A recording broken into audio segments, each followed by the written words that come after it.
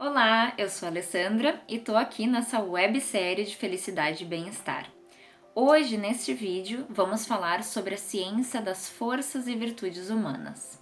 Martin Seligman, que foi o cara, o pai da psicologia positiva, que eu citei ele no vídeo 2, então segue lá, se tu quer assistir.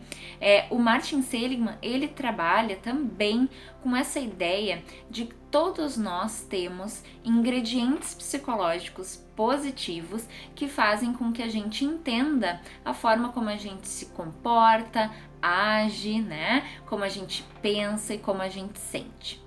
Ele então ficou curioso de entender como então essa reunião de coisas positivas que cada indivíduo temos, ele se aplica então na vida, na prática, E aí ele se juntou com Christopher Peterson, foram para diversos países, estudaram, histórias, filósofos e identificaram então 6 grandes virtudes e em cada uma delas tem um conjunto de forças que em seu total a gente chama de forças de caráter, que são 24 forças.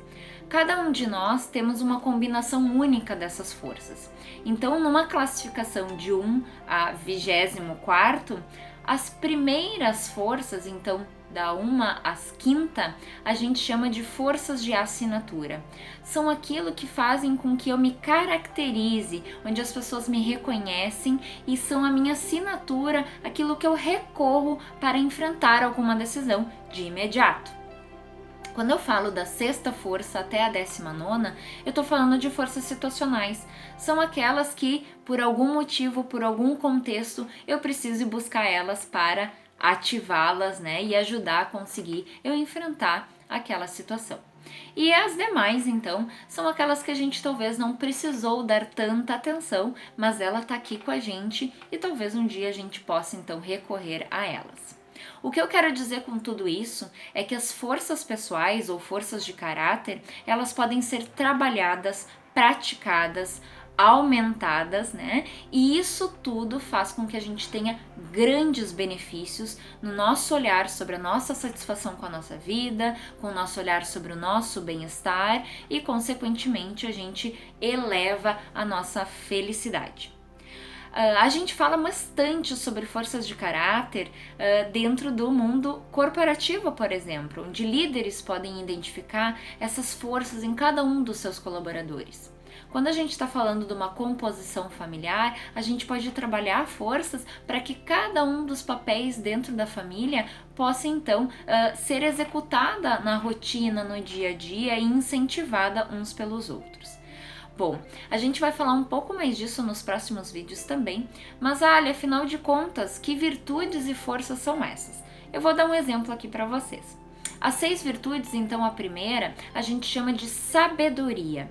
É uma virtude que quer obter conhecimento. Então ele reúne forças como criatividade, amor ao aprendizado, perspectiva, curiosidade, certo?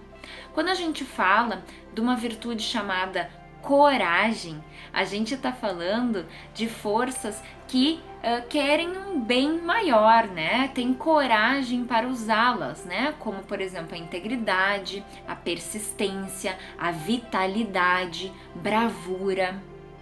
Quando eu tô falando de virtudes humanidade, eu tô falando de forças que querem e se preocupam com as relações interpessoais. Então, pessoas que têm forças como amor, bondade ou generosidade, inteligência social, são pessoas então que estão voltadas para as relações. Quando eu falo da virtude justiça, a gente está falando então de forças, conjuntos de forças que fazem a gente identificar aquele olhar de justo, de equidade.